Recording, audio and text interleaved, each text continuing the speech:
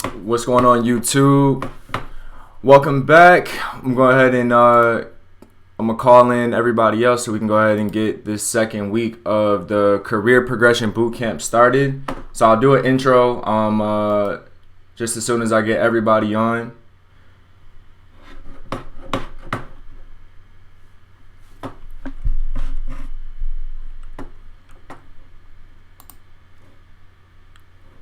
So let me see.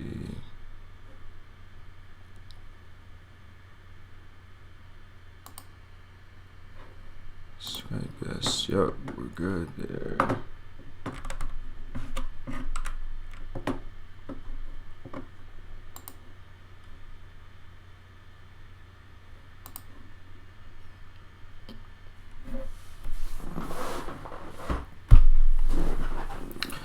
Alright, so welcome back, y'all. This is Getting the Dev, the YouTube channel. I help non-technical people get into coding.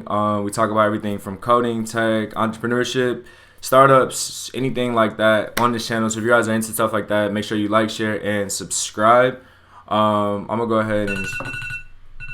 ahead and switch back to my screen right here until we get everybody else on. So as you guys know, hello. Somebody's come in. What up, man? Oh, what's going on, Justin? Can you hear me? Doing? Can you hear me? Yep. All right, cool. So yeah, I was actually still just going through the intro real quick. And I think while we're waiting on La to hop in as well. Oh, she just texted me as a matter of fact. Yup, we're here. So yeah, guys, this is week 2.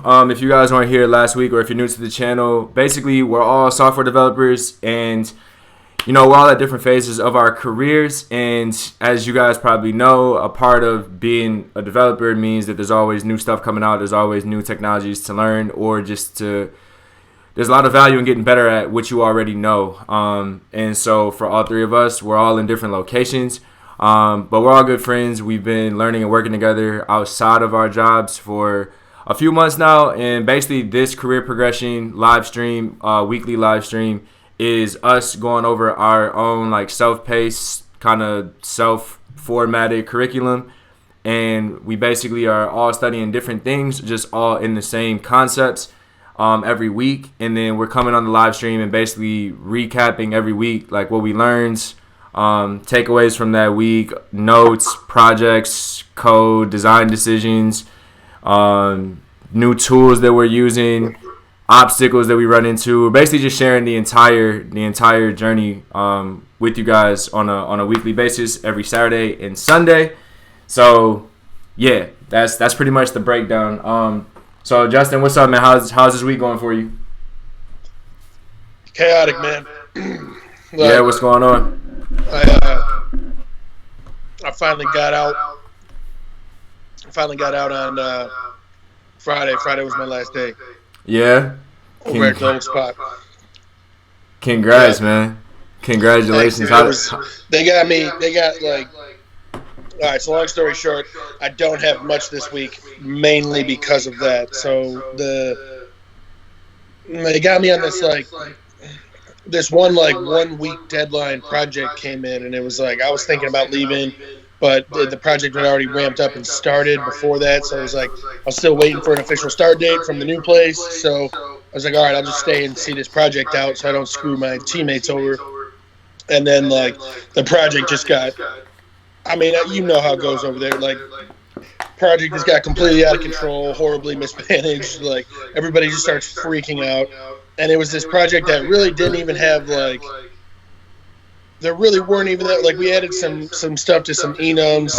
Like we added there's 4 or 5 files that we changed in 4 or 5 different systems, and the interconnectivity of all 4 of those systems is what led to the final product. But each one of those systems was owned by a different person, or a different team altogether. So we had to basically strong arm all these other people into stopping what they were doing and helping us with everything because, oh, hey, somebody in management said this has to get done immediately. So, screw your priorities. Like we're more you know, we're more important than you, and it's just not in a place where the systems are still currently in development. Like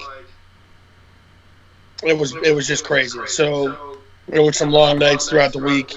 Really cut into them. Like I got home and my brain was just fried. I didn't have as much energy to really put into studying this week per se, but now that's all behind me. And here we are. So I got, I'm doing a Jenkins course. I got all that. Like I got Jenkins installed and set up and everything.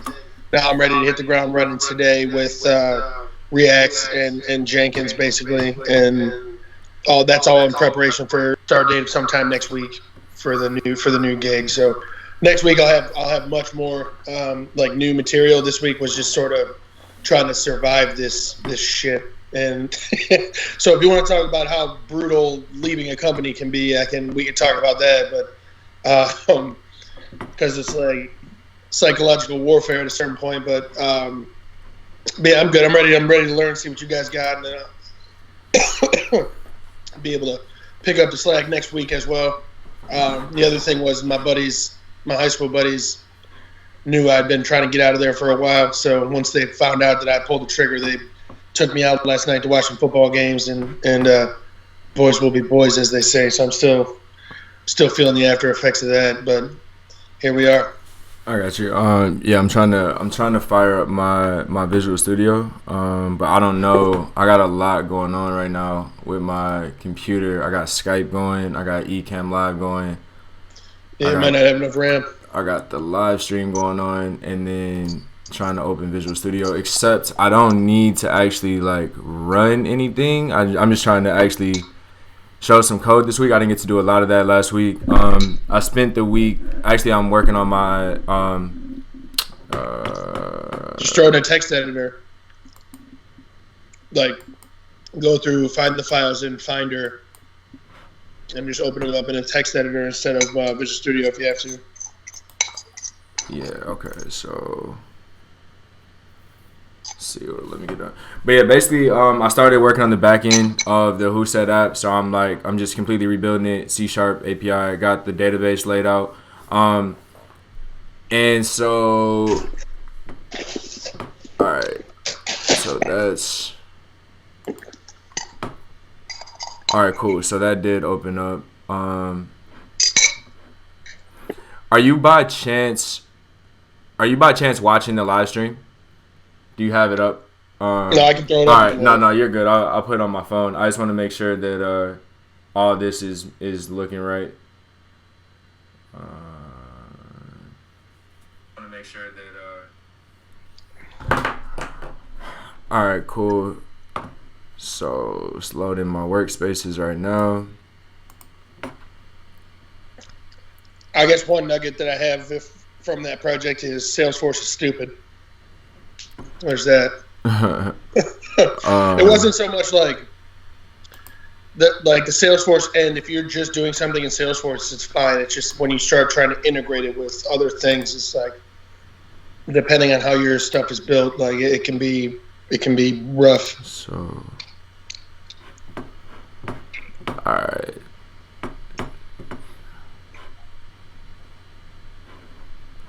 All right. So let me share my screen. Default scene.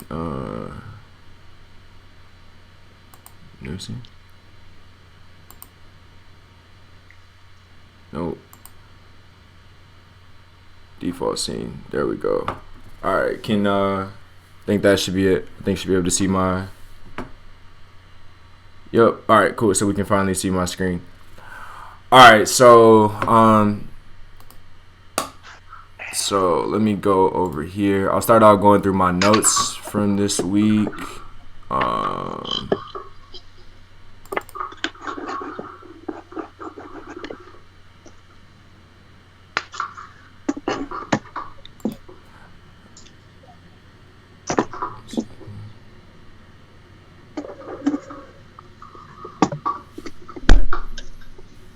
You're getting ready to go tomorrow too, right?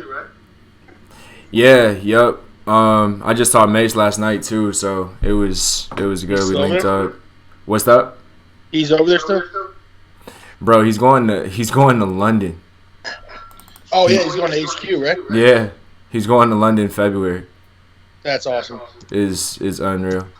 That's one of the main reasons why I wanted to interview at that place in the first place. So I was like, get me over there as soon as you possibly can. Going there, and they work 4 days a week in the office. You said you get to work 1 day a week from home. Yeah.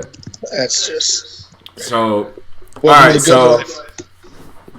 Okay, so high level overview of what I was working on this week for anybody on the stream.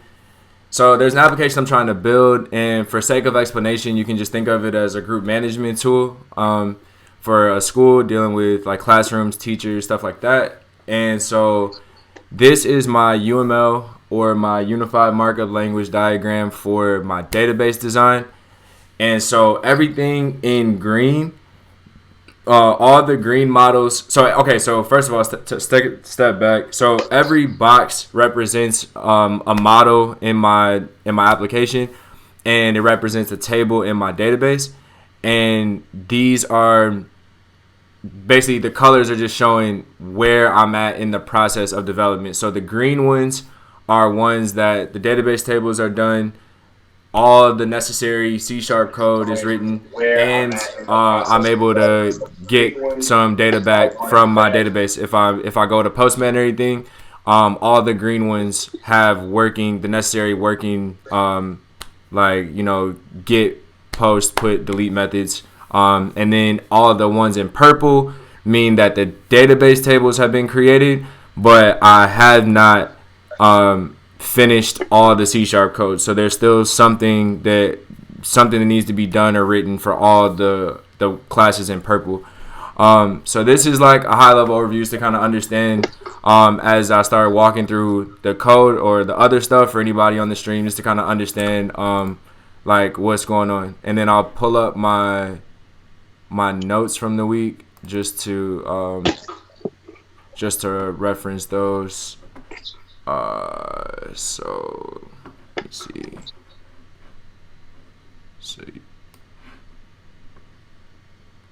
Okay, so where are we? So can you see this screen right now? Can you see Visual Studio right now? So I'm watching the live stream on a separate my monitor. So there's a little bit of a delay, like so. I got you. Yeah, we're here. So basically, all right. Let me get rid of all these files, and I'll just go very high level of where I was at, because, like I said, the purpose of this stream is no matter where you're at in the learning phase, whether you're already in a boot camp or you already know something about code, you've already made some like simple projects or whatever. Some of this might be like past knowledge or domain knowledge for people that have already kind of been in the space. But even if you are, I guess it'd be good to reiterate it. If you don't know C#, you'll kind of get to see how some of the stuff works in C#. Or if you're a brand new beginner, I just want to at least walk through everything. And then as the weeks go on, we won't really be going through so much kind of context, like backstory about the project. But so this is Visual Studio for anybody that hasn't developed in C# or anything like that. So this is just my IDE where I write all the code. You write your programs for C#. And this is the structure for a C# API. So right now there's no front end at all. This is just strictly all the code for my models controllers. And I wanted to talk to mainly I wanted to talk through some of the like issues I ran into with trying to connect to my database and everything. And sure. Is this VS Code, or did you get the community or whatever? No, this is actual Visual Studio 2019. This is the one for Mac. So it's actually pretty nice. I was telling you about the ORM issues last week, which actually I'm gonna talk about right now. Actually, okay. How I like in this how I got through the ORM stuff, because I think it was some Linux type stuff that gave me some issues. But so in my models folder, pretty generic. So everything that we just saw in that diagram represents a file right here, right? So each one of these has basic properties. whatever a classroom. Can you throw one up, like classroom or something? Yep. So as an example, so for a classroom, everything's going to need to have some sort of ID in our database. And I won't go back and forth between screens just so because I'm killing a lot of my processing power with the live stream, so I can't show everything. But if you could see the table in the database for a classroom, it would literally have these exact same columns in this exact same order. So classroom ID, every one of these are going to have some sort of unique ID first, and then the classroom has a name, it has a school ID to represent which school it belongs to, and a teacher ID to represent which teacher teaches that class. So in that way, all these models are kind of just laid out. If we go look at like a teacher, for example, keep it with some of the high level ones that anybody can understand. Same thing. So it has a teacher ID. We have a first name, we have a last name, we have an email, and a school ID to know what school this teacher teaches at. So in this way, like all the all the models are created, and then we also had to have controllers for every single model as well. So this is where it's funny because the design pattern stuff and all that stuff is starting to come into play, and even why some of the things were set up how they were, where we previously came from, why a lot of the code was set up in a certain type of way. So for example, in this classroom controller, so initially, all right, so I guess take a step back again. So for a C# API, this is just the basic scaffold of your get, post, put, and delete methods and how it's written in C#. So it's just a class. It inherits from the controller class that comes from ASP.NET, and that's what allows this to behave like API controller. And so each one is going to have this annotation to specify what type of HTTP request it is. So we've got get, post, put, and delete. And then I'm noticing too, I can't really explain this yet, but any request or any method that's gonna need an ID to do something, or like in the route itself, you have to like describe it this way on the route. I don't know exactly why. If it's not there, it breaks. And also if it's not named the same thing, it also breaks. So there was a time where like I had this ID here, but I had this set to, for example, like task ID, like this, and then that would break. So it always has to be named exactly the same way. I'm still reading into more of why that is. Is this .NET Framework or is this .NET Core? .NET Framework. .NET Framework, yeah. Okay, I was gonna say because this is the one. Nope, .NET Core. .NET Core. I have an example where we could. I think I have that on my computer. We can look at a .NET Core one eventually if you want. No, this is .NET Core. My bad. Is it? Yep, it's right here. So and then the same thing too. So when I hit this route for like a post, for example, as well, this from body, this actually tells it like in Postman to look at this from the body. If you don't have this, so if this was like this, for example, this is going to break. Even if everything else is fine, that's going to break because it doesn't know where to get the request from. So it has to get it from the body of the request. All right, so yeah, so this is a basic basic controller. But what I want to talk about is this the repo class here. So like I loaded up all my database activities like basically in my controllers initially just to get it to work so I could test everything out with Postman. But then once I got it to work, I realized that all my controllers were going to have a crazy amount of like database code in it. So so that's where I know that the repository design pattern is a thing. I'm not gonna sit up here and say that like I'm an expert on it or anything like that. I've had exposure to this from a previous work experience, so I would say that's why I went with this. I know that it's good for keeping your controllers like very structured and keeping like all your database code separate from your business logic. So that same class we were just looking at, the classroom controller, this is the repository class that actually holds all the methods that interact with my database. So the first part of my week, I would say like Monday through Wednesday, the issue that I was running into was that I was trying to connect to my database using like different types of ORM. So it started out with Entity Framework because all the documentation I was seeing online about how to connect to MySQL Workbench from a C# API, and especially on a Mac as well, was using Entity Framework. And it was really hard to find examples that didn't use Entity Framework. And so I guess part of my obstacles this week were not understanding that Entity Framework was an ORM and that it was not something that was required. So I spent like maybe 2 days just straight up hitting my head against the wall, trying a bunch of different stuff, getting a bunch of different errors just from trying to configure my project to use Entity Framework. Or I'm sorry. Yeah, that's right. Entity Framework to do all these migrations and handle all this database stuff basically in a much easier way than what you see here. But I had like dependency problems with my system, my operating system, my version of Mac OS. I don't think it's supported with Entity Framework. And I just had a bunch of issues where my command lines for the .NET EF migrations, commands, all that stuff was not working for me. So basically, I couldn't insert or get any data into my database or retrieve any data from my database using Entity Framework, which is what all the documentation I was seeing was using. So we talked last week on the live stream, and your recommendation was basically take a step back and use something that's less bulky of a dependency as Entity Framework, which was Dapper. Did some research into that. Attempted to play around and use that as well, and also had no success with that. Now, again, I don't know if this is like because I have an older Mac and my operating system just isn't up to date with all this new stuff that they're bringing over to make compatible with Mac, but none of the ORMs were helping me out. So it was like, okay, there's a tangible benefit in learning how to do anything just from complete scratch anyway, even if it's like a little bit painful.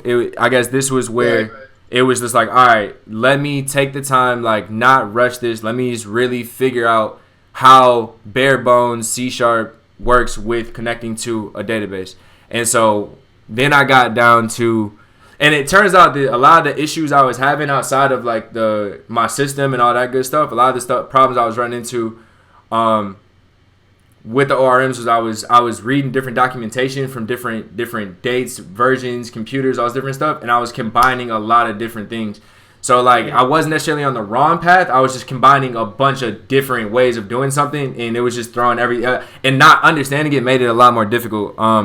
So I took a step back. I did all this code in the controllers first, and then I broke it into the repository once it worked, but I wanted to take it step by step and just get one class working. So I started with my classroom. What's going on, La? So I started with my classroom repo because I knew that once I got all like get, put, post, delete working for one class, it would just be tweaking it for all the other ones. So the first thing was this MySQL connection object. So this is its own thing. You have to be like, you have to like a using statement and import something. But a MySQL connection object is what allows us to initially create the connection to the database. So we can't do anything with our database until we've established a connection with it. And there's a bunch of these different connection objects. So I'm using MySQL Workbench, so I had to use the MySQL connection object. But if I was using SQL, just straight SQL Server, there'd be like a SQL. There's a SQL Server connection or something like that. SQL connection. So there's a bunch. That was like out of the box with Visual Studio. MySQL connection was already pre-built in. Yep. So once you bring this in, it'll be red. It'll throw a compilation error, and then once you hover over it, it'll tell you which library to bring in, or not library, but which package to bring in to import this. So you don't have to like get any NuGet packages or anything. It's already in .NET Framework. So every connection needs a connection string. So I also have my connection strings wired up down here in I want to say, if I go to properties and I go to launch settings,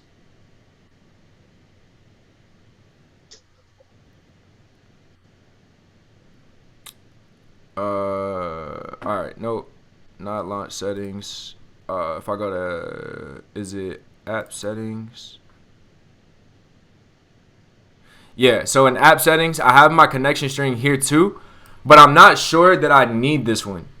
Because I'm literally specifying my connection to my connection string every time I make a database call. So I'm not sure that I need this one. I think this is more for like if you're doing like Laj, you would say like a monolithic app. So everything is the views, everything are all inside the project. I think this is where you might want to use this type of connection string. But for what I'm doing, I'm giving it a connection string every single time it makes a connection. So I don't think I need that over there, but I kept it because everything is working. So yeah, there's a way you can access if you just keep your connection string right in the app settings file, you can access it from the controller. It's like _connection or something like that. You can make it global, right? What's that? You can make it global. Well, sort of. You can configure it to where you can access that connection string from your controller under like an alias kind of deal. So one of the benefits, this is what we had to do on the API project that I had at work, where it was like I was working with a DevOps architect who basically had me move the like the URLs and everything into the app settings.json file, so that when the application got deployed or promoted up environments, he could look at the app settings JSON file and swap out the correct URLs and stuff on the fly, so that you only had to write the code one way and you didn't have to account for all the different environments that you were going to be in. You see what I'm saying? So like if you're like this connection string right now is, Darian 313 database who said, but like in a like an enterprise environment, it'd be like database equals who said .dev, right? So then as it gets promoted to either like stage or integration, whatever, or production, those URLs and everything change. So by leaving them in the app settings.json file, the build scripts can look at that and make any necessary changes as the application gets promoted up environments. So you don't have to actually code to anything. You can just code it like for your development environment, and then it'll work still. That's okay. That makes sense. That's really interesting. Because right now, like the way you have, if you don't do it that way, the way you have it right now is like you would have to have three. If you had three environments, you would have to have three connection strings. Yep, and then you'd have to put logic in there to determine if environment variable which one you're in. Yep. So that's a good point. So basically, I guess what I'm trying to do here, for anybody watching on the stream, so there's a couple of things. One, I need to change the title of our stream. It still says week 1 because I copied it from last week, but I need to change it to week 2.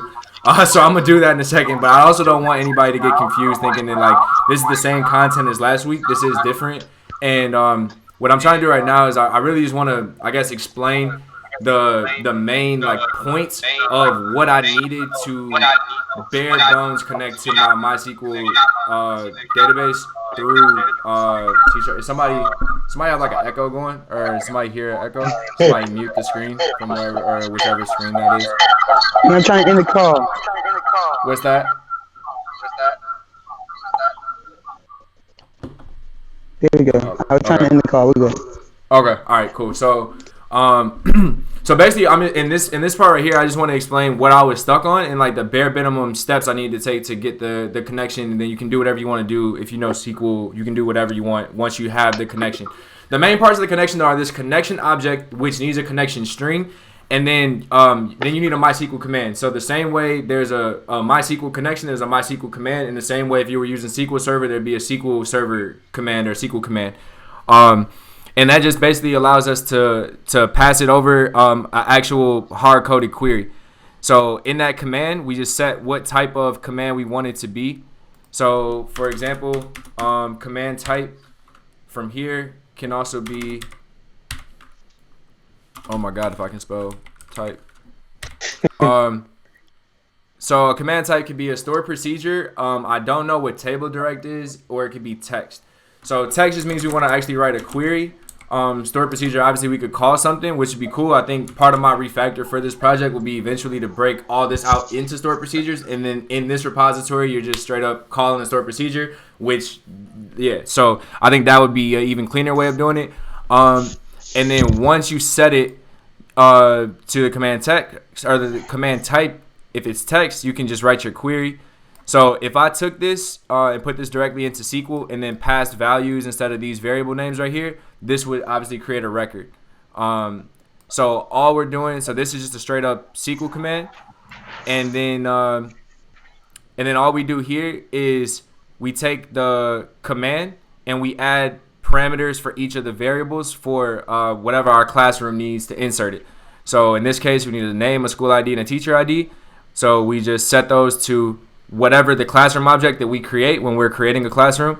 We're going to, obviously, whatever our user types for the name and the school ID and the teacher ID, and we're going to be getting those from somewhere else in our program. But essentially, that's all you need. So every time we need to interact with the database, we need a connection object, and we need some type of command.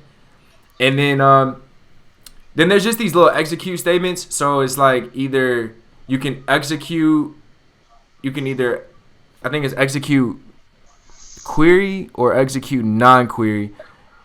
And basically the only difference is a non-query is just anything that isn't going to return to something. So if we're deleting something or if we're inserting something, we're going to execute a non-query.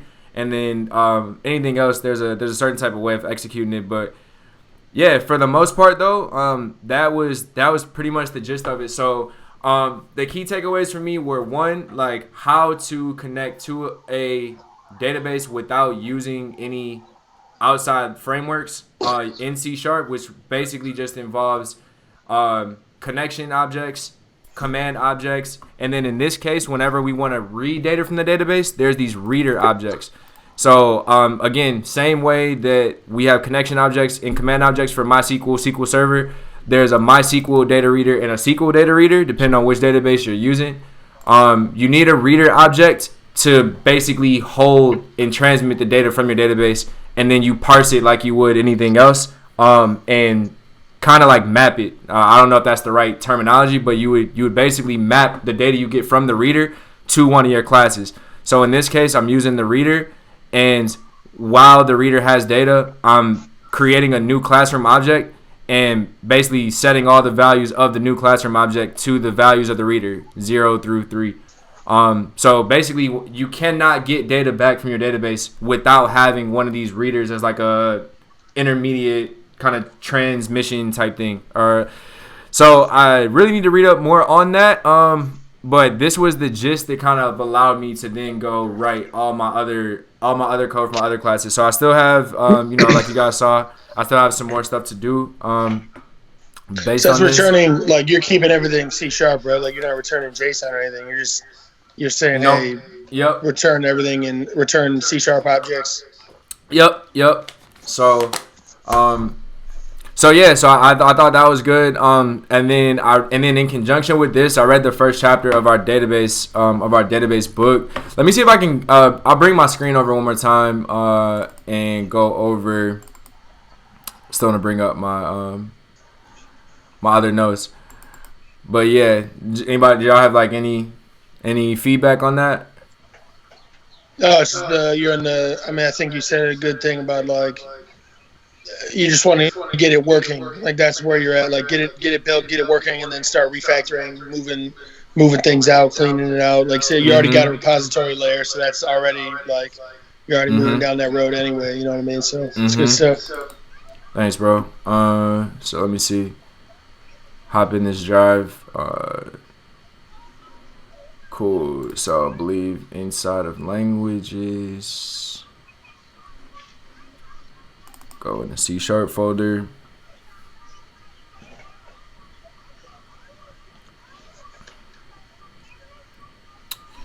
All right, and my notes are just a little like a little ad hoc, just because I write them as I go. Like I take notes on stuff as I'm like reading or like reading blogs and figuring stuff out, and then I try to kind of make sense of it when I come to the live stream. I should probably do a better job of like condensing everything and like having an overview instead of a bunch of separate notes that I'm trying to make sense of on the weekend. But as I'm going through it, I like to keep them broken up so I can reference them by topic.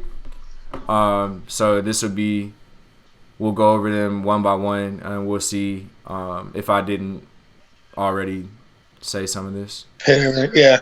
Well, yeah, we'll get better at this too. Like as we do more and more notes and have with the intent of explaining the notes as well, not just writing the info down. You know, like that's a non-issue really. All right.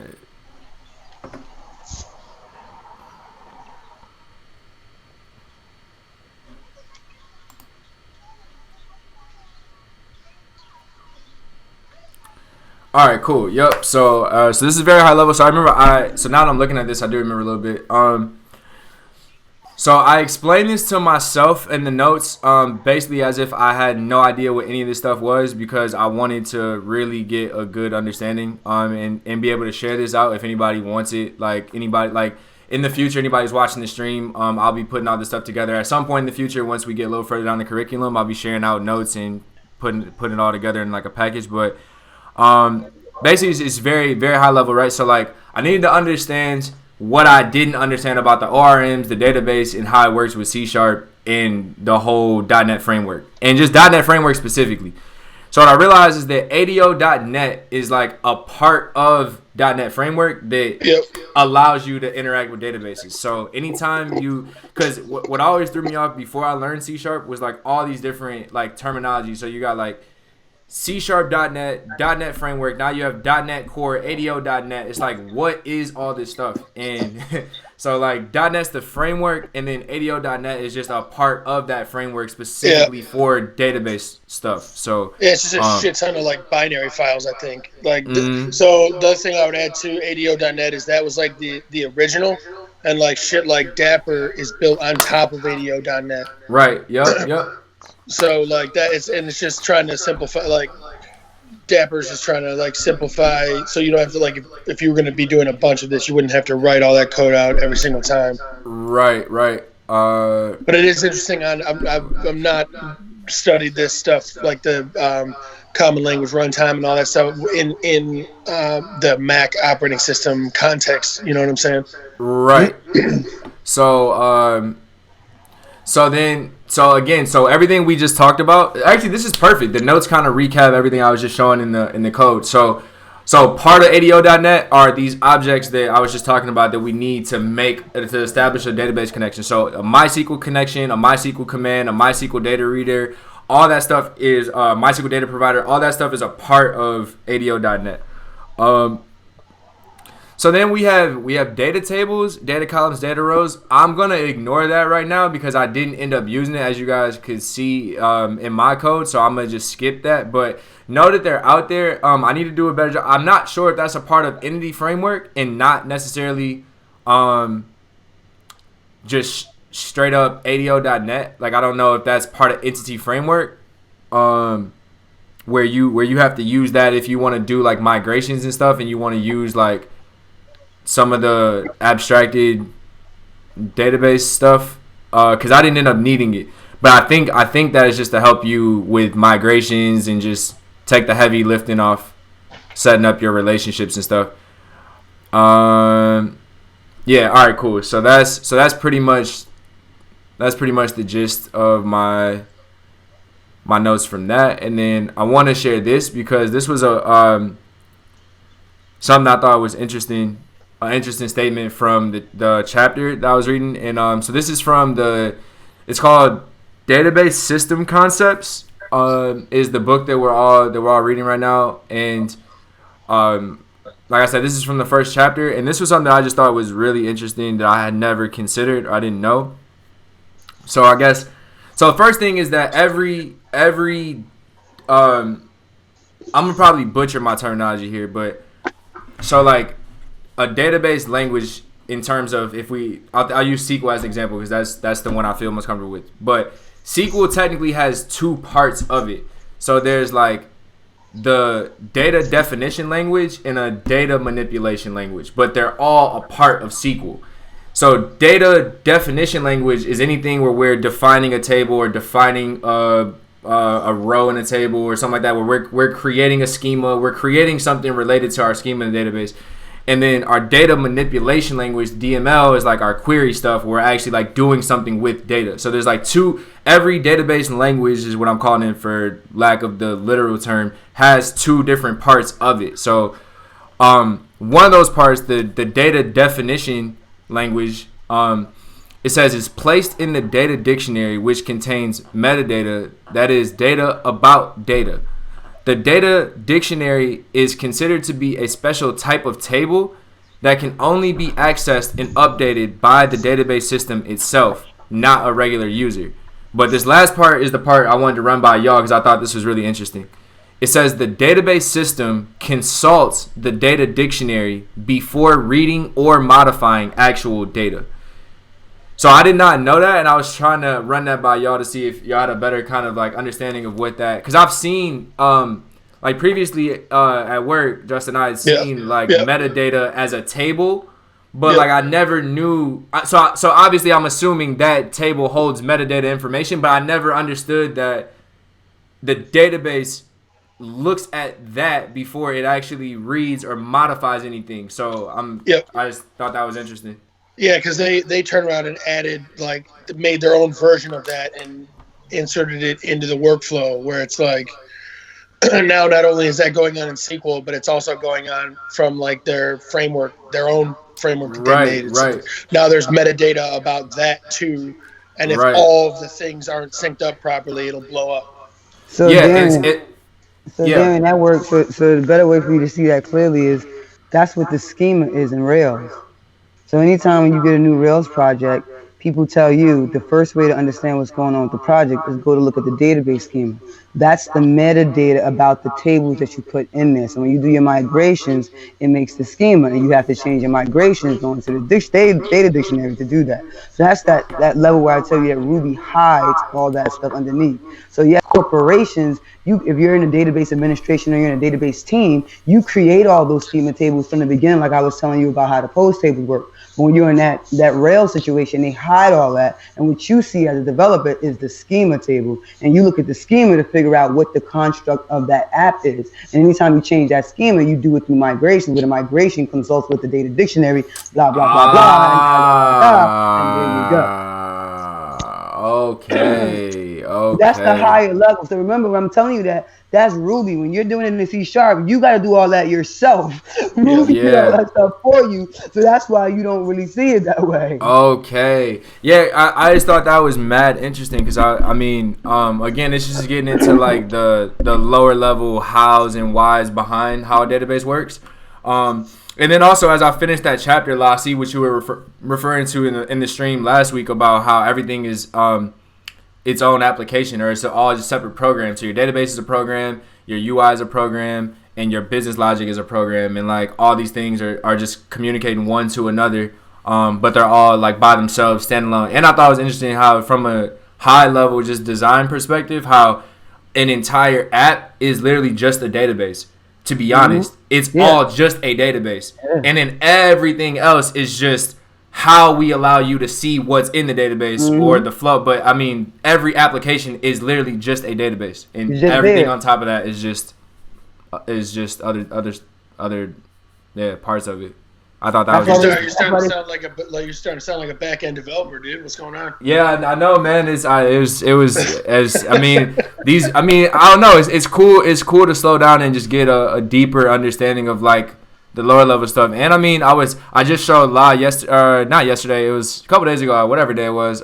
Devin Crawford, and I've been going back watching his videos, and now they make so much more sense. Shout out to Devin Crawford. If anybody's on this channel, I'm gonna probably drop a video on the channel about Devin Crawford's channel because I think that people should watch his channel because like when I look at his I was showing one of his architecture videos and him designing his servers and everything, but he was showing he was talking about scalability and everything, but all that stuff just makes so much more sense. Scalability, security, Nginx, like him having different servers and why every server needed to point to different applications, and he wanted it all just made so much more sense. But just being able to understand stuff on like a more foundational level definitely helps open up stuff like that where you can watch videos, lectures, and it all makes more sense. Yeah, and that's a good example too of like if you're working in like where we were at, a lot of the database stuff gets siloed, but into the like just the data services or whatever the department is actually called. Like you don't like they'll lock down your permissions, they'll prevent you from being able to see or do certain things, and in that sense, like it robs you of the opportunity to learn that. You know, that's something to keep in mind too, because we probably would have come across this issue had we been doing this stuff for ourselves, but the team itself did it, and they were here. You know, therefore here we are.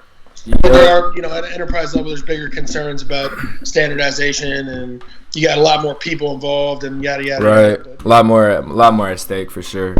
Yeah. But it was still just good. I think this week for me, my big things were really just understanding like that stuff that we were talking about from that first chapter of the database book, and how everything works together, and like there's literally they're all separate programs, and there's literally a connection that bridges them, like literally called a MySQL connection, you know what I mean, or a SQL Server connection. So like things start to become less weird when you understand like what they are actually doing or why they exist, and then everything is actually named very literally. At least that's what I was coming across this week. I was like, all right, so that literally is why it's called a SQL connection. It's literally the bridge between the program and the database. You need it in order for every single call too. It's not something that you just so I guess just like what you were saying, I could probably configure it in a way that like I can only call it like a certain or at a certain time and just declare it one time and then just use it everywhere, as opposed to like configuring it on every single call, which is probably part of my refactoring process. But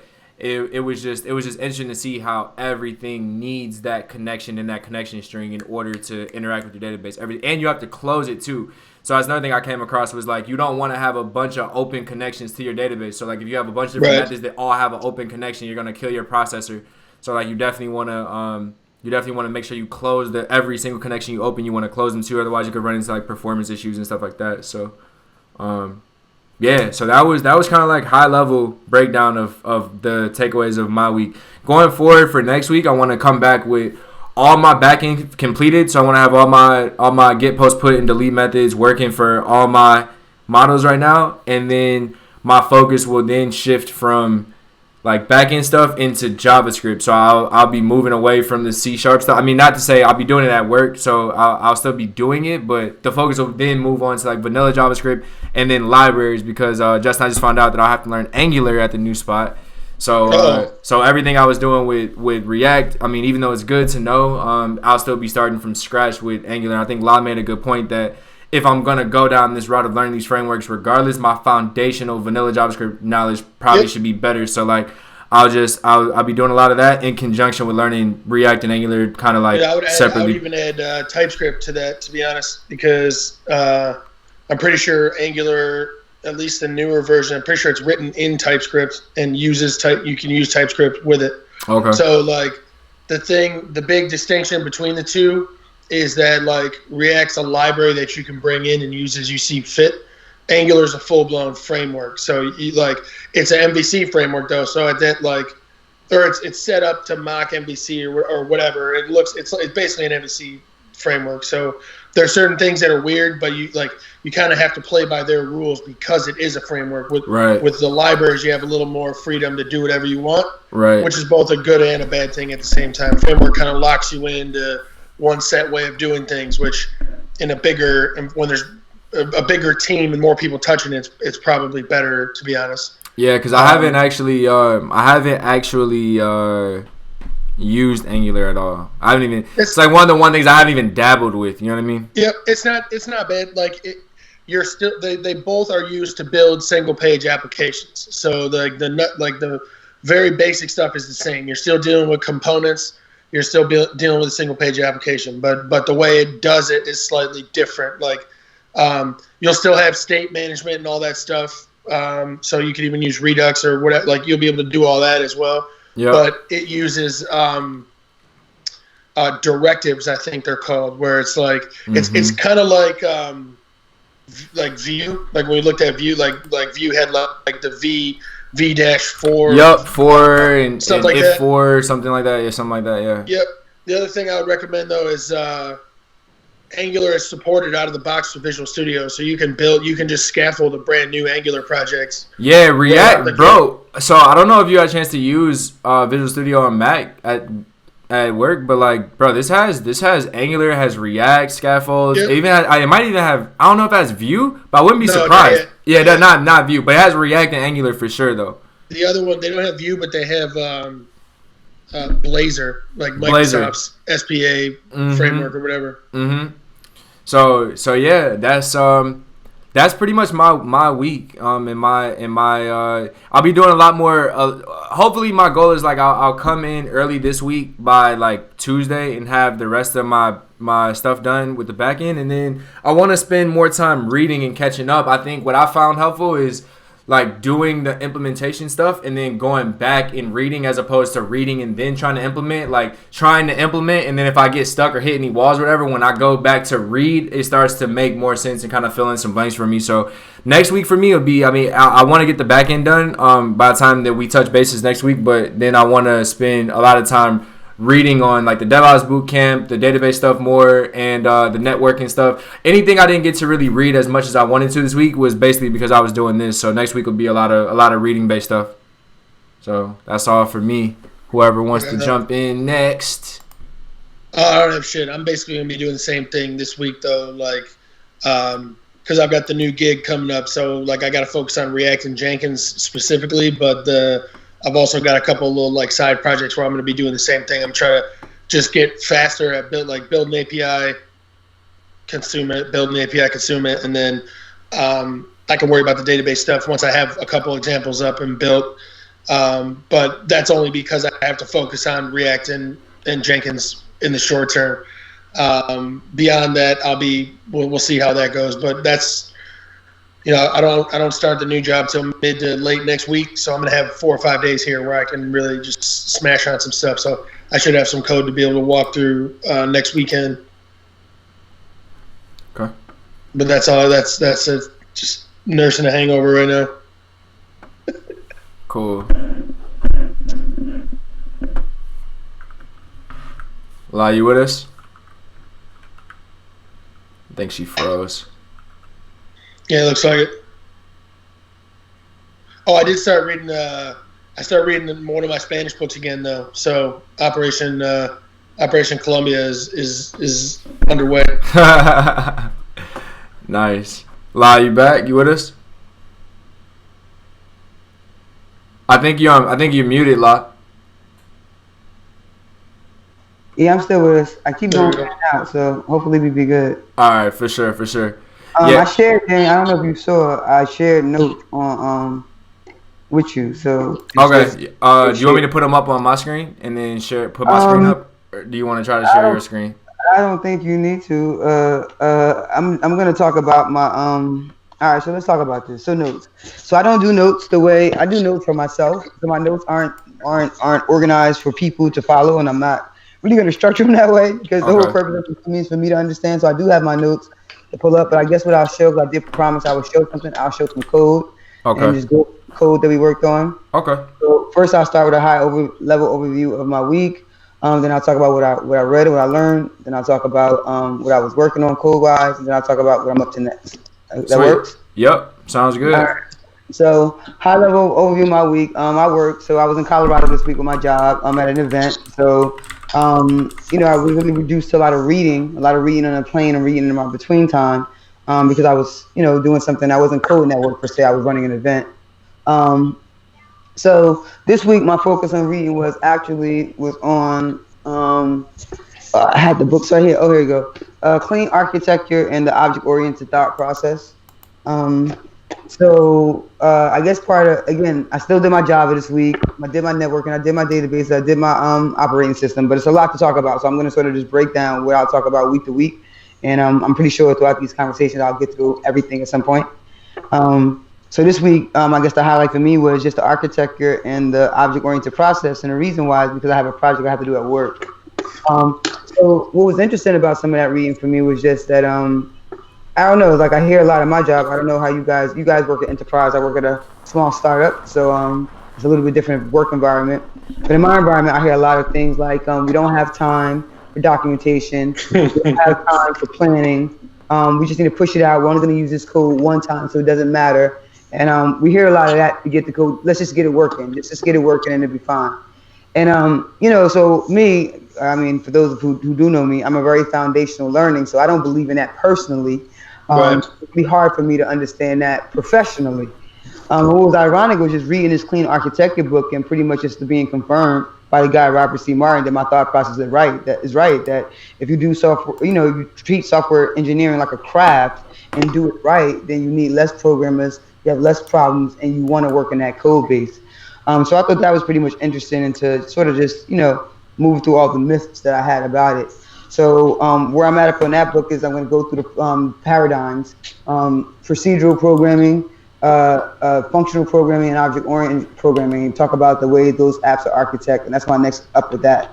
The other thing I started this week was the object-oriented process, and that was just the beginning of it, so I didn't really get too much in that. So just talk about object-oriented thinking and, the things that we do, the basics of it: inheritance, composition, interfaces, abstraction, polymorphism, just things like that. So just went over the basics of it, so nothing really too deep. As far as what I will show you is this week I worked a lot on a Rails app, and my Rails app, I had to a lot of what I was doing was working with I guess documentation online, which I find, I don't know how everybody else feels, but I find sometimes to be really tricky because I don't know, I just find the documentation is never really what it says that it is. So I guess and that's what it gives me a little bit of a problem because I don't know, I'm using this tool and assuming that the tool is going to work and I'm going to be able to follow along and do what I need to do. And I always get into a sort of a problem where that's not really how it works. So I just ran into that yesterday with a class that I'm taking. It was like they dedicated a whole video to like the setup of everything, and it was just wrong. So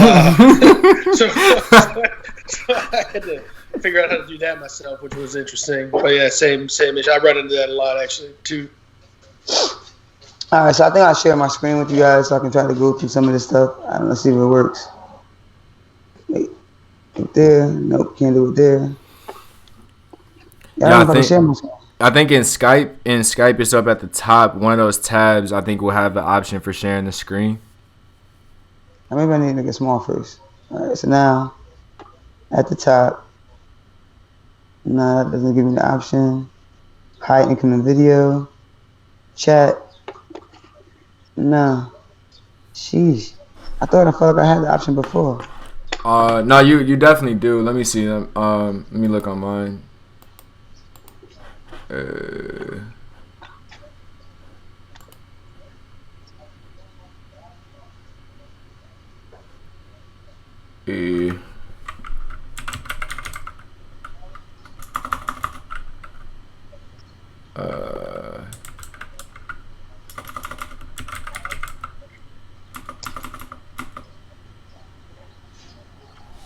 Yeah, what the hell, Skype? Yeah, see? Audio.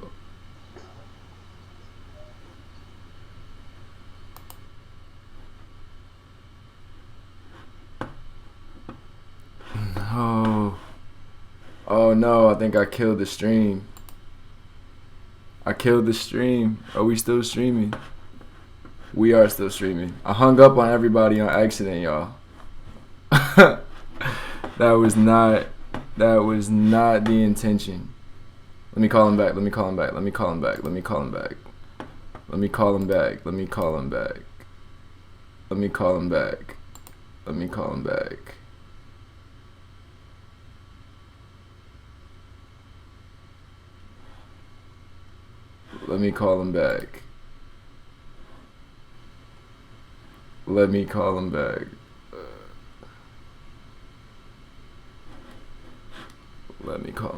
One of three in the call. That was my bad. That was completely my bad.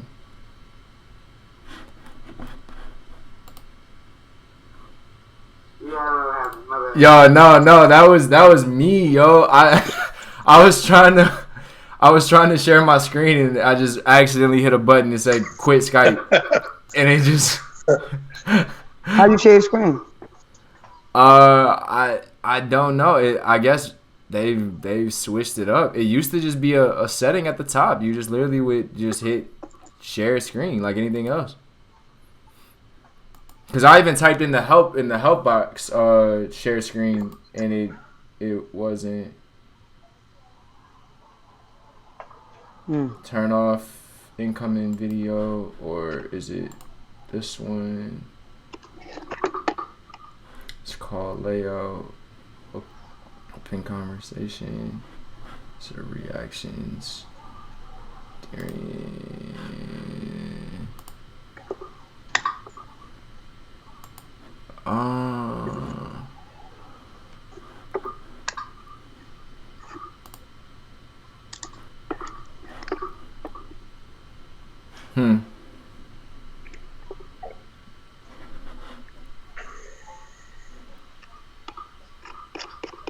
Add people to the call.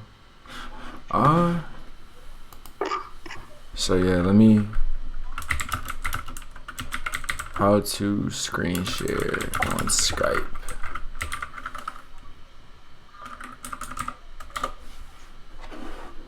Let's see.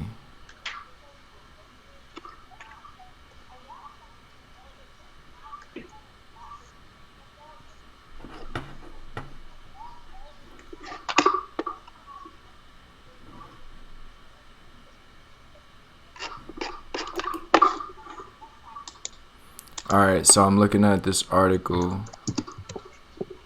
Screen sharing on Skype.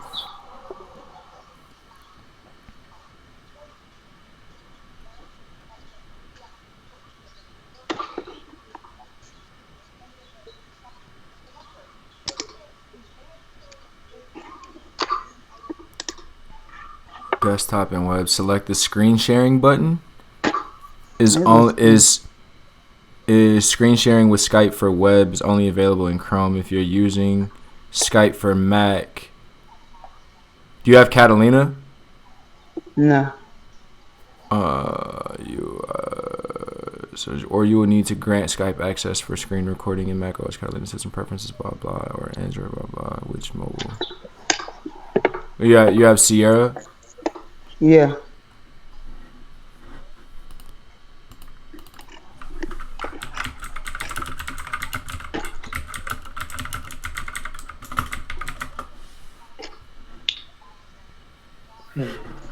I don't think it's share screen. The Skype thing that you like is bootleg.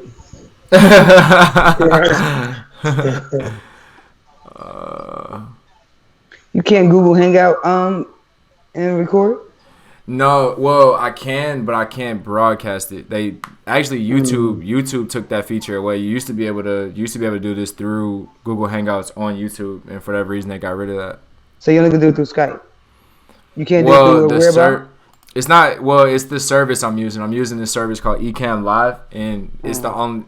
Skype is the only thing that lets me get your audio and Justin's audio and my audio separately on YouTube.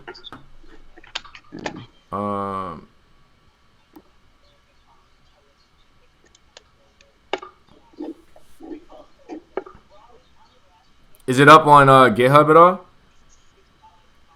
It's my work GitHub, so I can't do it that way. I got you. During the, because I was gonna say if there's somewhere else I can access it, I could just put it up. If you want, I could screenshot the photos and send it to you. Yeah, that'll work.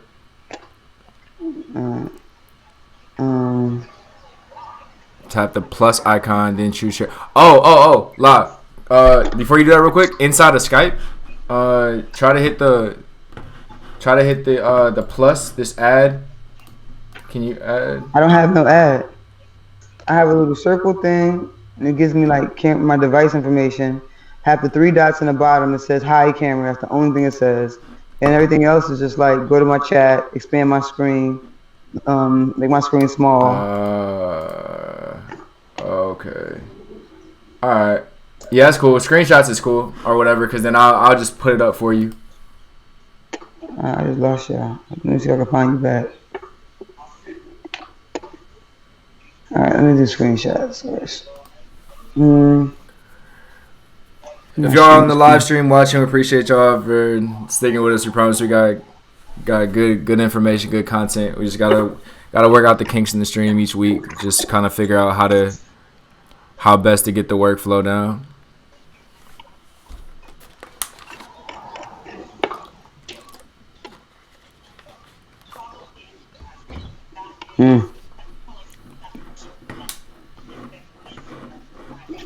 Alright, that's the 2. And what else? That's 2. I'm gonna send it to your email. Yeah, that's cool. I have your email on my work laptop. No, I don't have your email. Hold on. You know what? I could put it in my shared.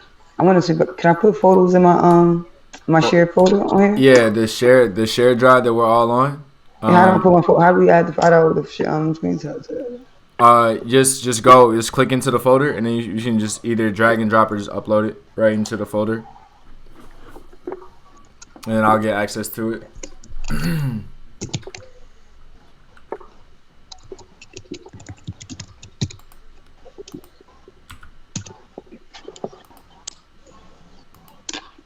Oh yeah, I did put it in there. So it's in the share drive. I just put you up. I created one that says note, so you should be in that one now. Okay. All right. Where's my form?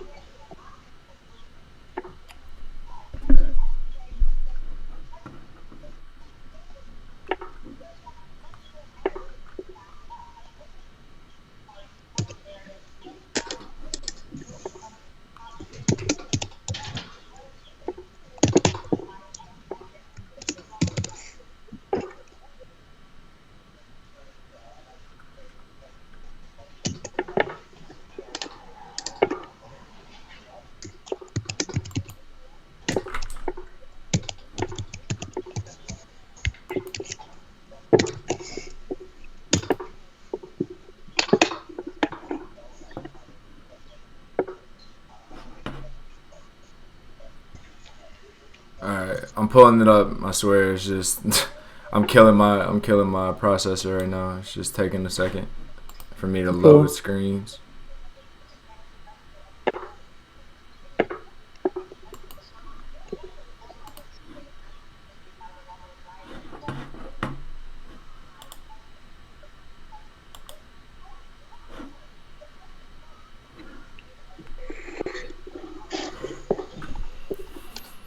Okay. Oh wait, I lost you. Google I can't Drive. see your screen no more. Hold on, let me figure that out.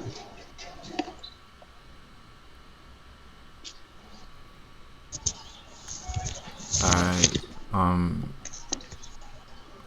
Here we go.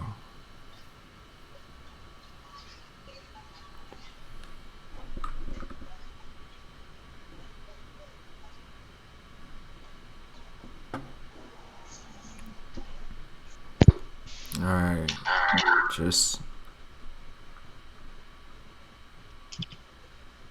God, it's taking a second for my drive to load. I mean, it's loaded. It's just taking a second. You said it's in the notes folder.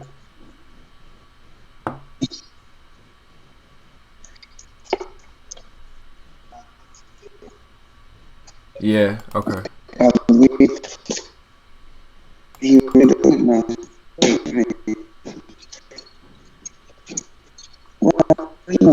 You ready to go? You got to go to the bathroom?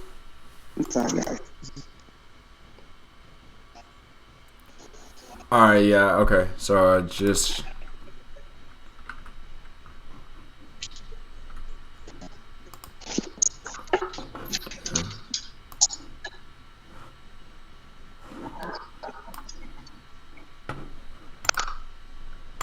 Alright, yeah, it's just taking me a second to be able to navigate to the folder, but I see it. It's just loading kind of slow. I'll go back to laptop.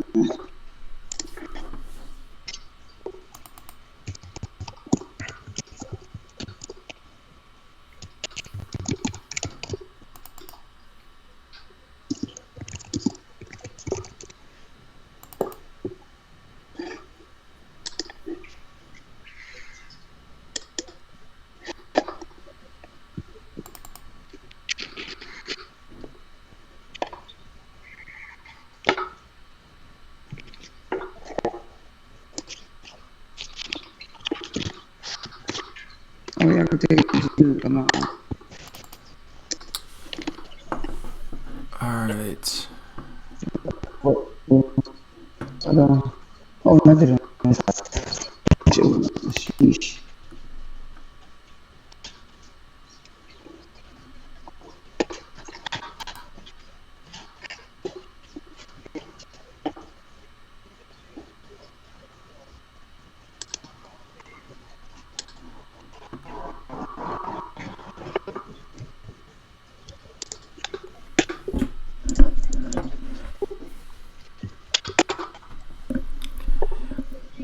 Yeah, if anybody in the stream, sorry again, y'all. I'm just trying to wait on my. I got a lot of applications running on my computer right now, so my internet is just going a little slow. I'm trying to just bring up La's notes really quick so we can go over everything she did this week, and then we'll recap that. We'll talk about that, and then we'll be getting ready to wrap this. Let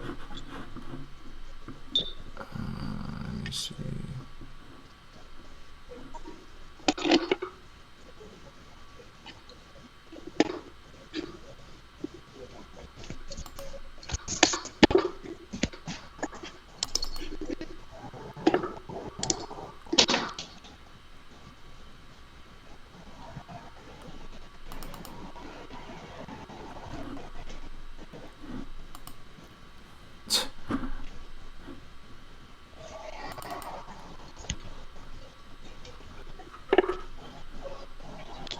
And I'm sitting here staring right at. I'm staring right at the folders in the drive, and it's just like when I go to click on them, it's just taking forever to actually go inside the folder. Anyway, and I'll talk about my upcoming project. So, guys, this week I got a project. Huh? No, I'm sorry. Go ahead. Hold on. My dog's barking. All right. So this week, I guess I'll talk about my upcoming project, my number 4 until number 3 gets ready. Okay. So this week I have an upcoming project where at my job I have a graphics team. So I guess we have some type of event that of course I'm going to in a week and a half to Phoenix, and we have a PowerPoint slide of like a training deck, some questions on it that you have to answer. But our graphics team made a PowerPoint slide and gave it to us about how they want the app to be set up and how it to look. It's supposed to be a really quick app. So I guess they want me to do it in a week. They want me to do it in 7 days. So wait, hey, like that folder I just got in. Can you share it with me? I don't think I have it. I don't think I have access to it. You are shared. I share what you're gonna be like, but you are shared on it because you're in that whole thing. Is it inside the remote study one? Yep, it says notes. It's inside the January folder, or I shared it with. It says share with Darian Stevens. Should I try to share it with you again? Does that work?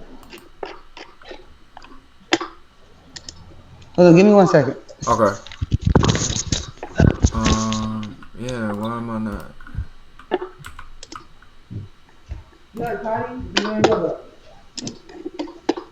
Yeah, why am I not getting access to it?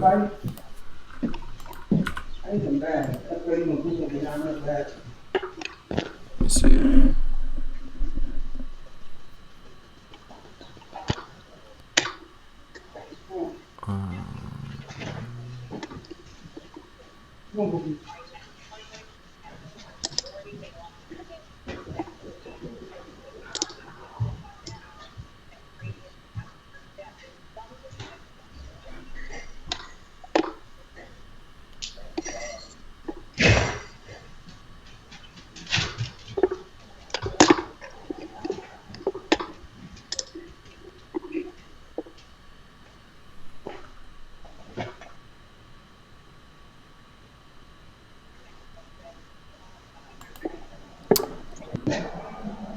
Yeah, I don't know.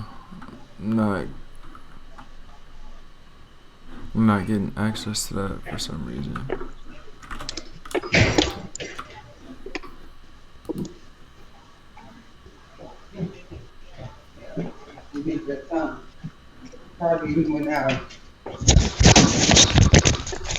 Sorry, guys. I got something. It's hard to give you guys more than an hour. Sorry.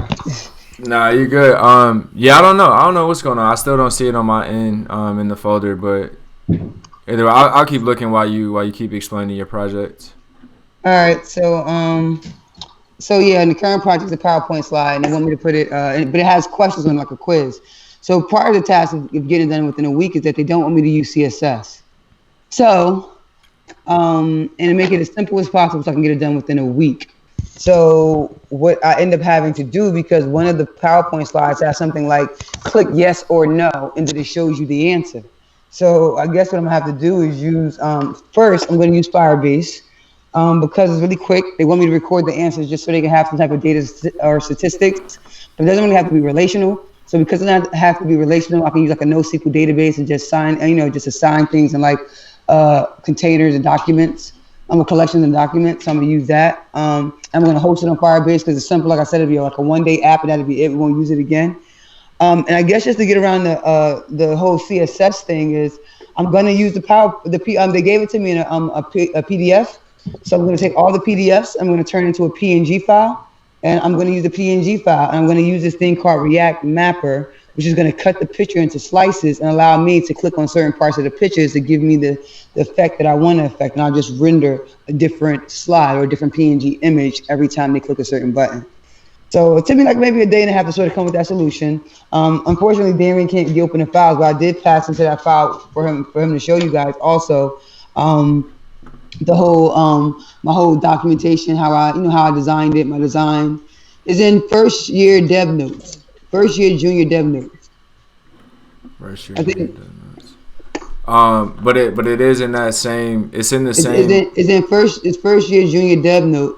First year junior dev. When you go in there, there's gonna be folders. It's in the folders in there. Okay, so it's not in that 2020 remote dev study. No. Okay. I don't even. You gotta share it to me again. I don't have that. You don't have that? You gotta share it to me again. I don't think I'm in it. Oh dang. Okay. So then I'm not saying it doesn't mean that you didn't give it to me before, but I might have missed the email and I don't have it now, so I'm not in it. That's what I'm saying. I got you.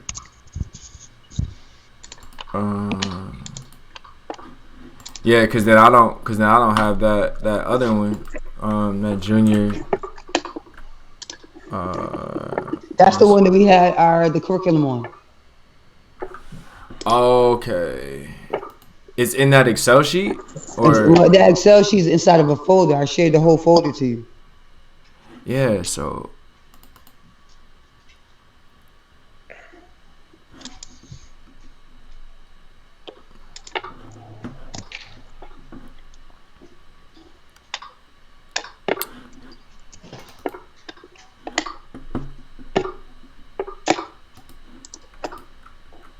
And you shared it with my Darian at Who Said, right? Yeah.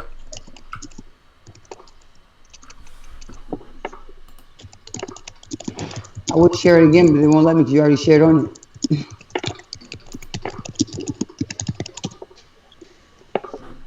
Yeah, I just tried to share you on the Wista because it says you're on this too. The curriculum notes, it says you're on this too, but I just shared it with you again. It won't let me share it with you either.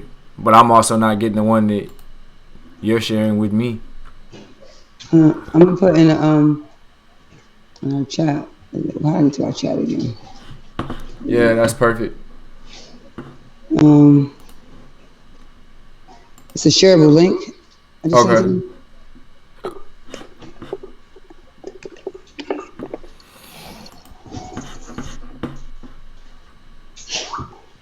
Perfect.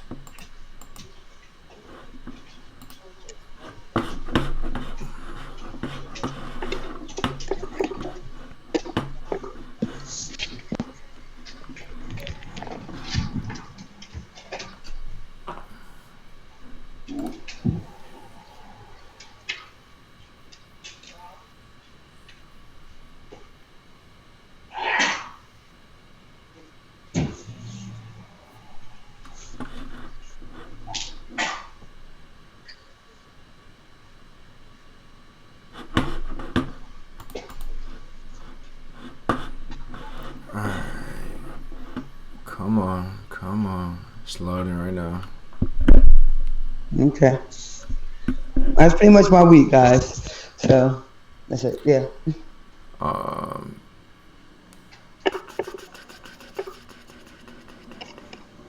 What is the reason for them not wanting you to use CSS again?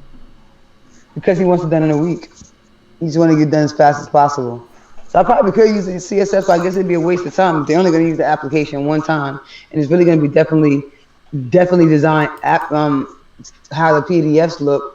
I guess he figures it's easy just to do it that way and cut the file up.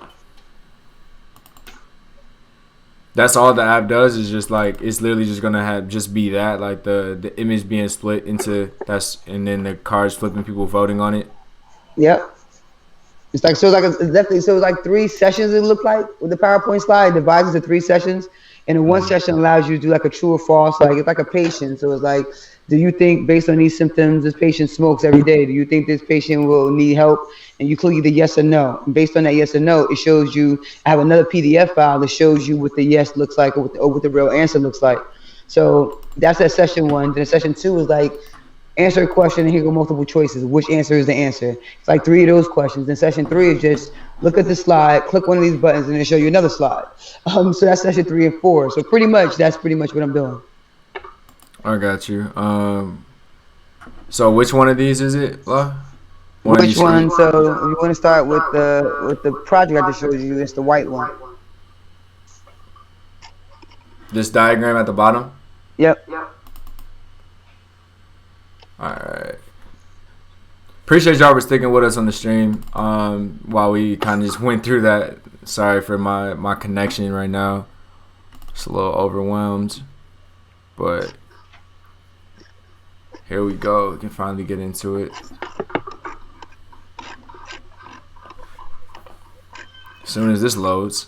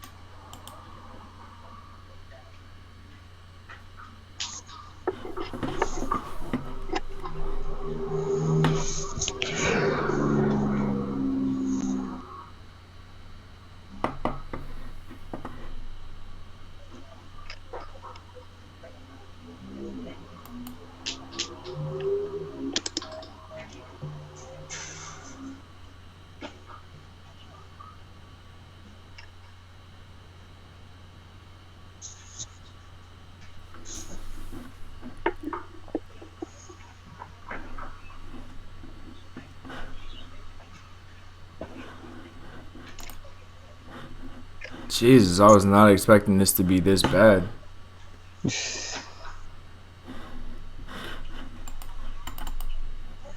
I don't know if you want to just forego it and we just work on making it better next time. Yeah, I mean, I think it's just because I just got too much going on my computer. It just won't even open these things. It's just taking a really long time in order to open them. No worries. So we just forego it. The next time we'll do something better to make it prep. Yeah, that'll work. Let me see. So that's the end of my week, guys. I have nothing else. Yeah, what was in this code right here? The code was just talking about, I think I reviewed it with you earlier in the week, just talked about looking at documentation. Documentation was clearly telling me how to remove an upload using the carrier wave gem, but just following clearly what they said, it didn't work. I mean, it was interesting. Like it told me just to click a checkbox, but the value the checkbox gave me was a Boolean value, true or false, 0 or 1. So how would that alone just delete my file? It didn't work. So the code pretty much just showed all the processes and all the steps and functions I had to write to be able to actually make that code work based on the documentations that I received. So yeah, so I guess like what were these 3 files showing us right here?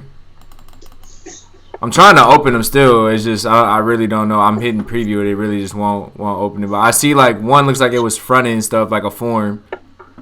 Well, again, they were just showing you what I just said to you. They were showing you what I would have been. I would have been showing you what they told me to implement, and which I did, and all the other things I had to implement just to get that to work. I got you. I just think that's a good conversation for people who are just starting to do this, because most people think you read the documents and something like a recipe, it tells you step by step what to do. That's not really what it does. You have to sort of read the documents, implement it, and see what is actually giving you. And then sometimes you have to make adjustments or refactor the code to make the code work the way you intend the code to work. So that's pretty much what I was going to express using that. Yep. And then this first one you were referring to, the diagram, what was this like? Is this a database diagram or is it just like a flow? It was a NoSQL diagram, because NoSQL focuses more on collections and documents. So it was more pretty much showing that, as opposed to usually I use relational databases. And then it also was going to show my components, how I was planning on structuring my components, how I was going to use the flow. Yeah, pretty much that was it. Just giving you a high level overview of my architecture, what I'm thinking about my design, and how I envision this application working. Yeah, I got you. But don't worry, because hopefully we can make it better, and I can go over that with them next week, and then I can tell them what did it actually work. You know what I mean? I'll be implementing this week, so I can tell you whether it actually worked and what things I had to do differently and what I learned from it. Yeah, that's perfect, because actually I really was looking forward to that. That database diagram I think would be really good. Would be really good. It's just because I personally haven't really done much with NoSQL databases either. And that just would have been good to see like a diagram of how you're thinking about doing it. But if we can just figure out throughout the week, I'll figure out a better way. I'll probably put something on the calendar where we can touch bases like maybe Wednesday or before Wednesday, and then I'll definitely start like getting screenshots or whatever up front, and then that way I'll just share my screen going forward in the future weeks. Like I'll just get all the resources that y'all will want, and then I'll just have them for that week, and then I'll just share them as y'all talk through it, just so we can avoid this. For anybody who is on the stream, I hope y'all are able to kind of like get some value out of this. Again, like I said, for the first couple weeks, we're going to be refining the process definitely, but the main thing is just to kind of show you guys how we are taking our real world like experiences, projects, problems from work or whatever the situation is, and how we're using that to sharpen our own skills, and then also document it as well to kind of share with other people and share with each other, so that we can kind of see how different things look with different languages or in different working environments. So yeah, really hope y'all can find some value out of this. I'll definitely make sure that this goes a little bit more smoothly as we go each week. Feel free to let me know down in the comment section if you guys have any comments about anything. Yeah, anything y'all want to add before we get out of here for the week? No, I'm good. Just let me know if you want to meet. I'll be starting the new job either like Wednesday or Thursday, I think. Okay. So I should be available. I'll definitely have more next time, but I should be available to meet middle of the week if you want. Okay. All right, cool. La, anything? Nope, that's a good one for me. All right, cool. So yeah, y'all. I will be sure to shoot out like a calendar invite and make sure. Wait, whoa. I was like, good luck at the new gig tomorrow, man. Yeah, man. I appreciate it, bro. And I'll definitely touch base with you before you start at yours too, man. We'll touch base for sure. All right, y'all. And then I'm gonna go ahead and hang up the Skype call, and then I'm gonna still be on the stream for a second. All right, so I'll holler at y'all, okay? All right. All right. Peace.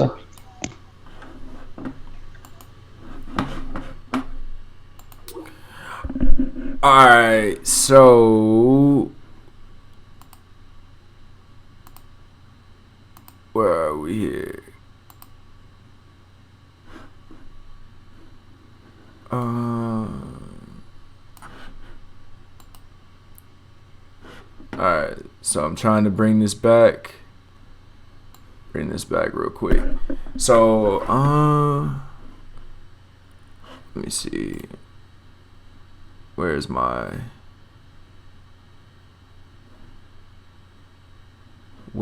scene right now?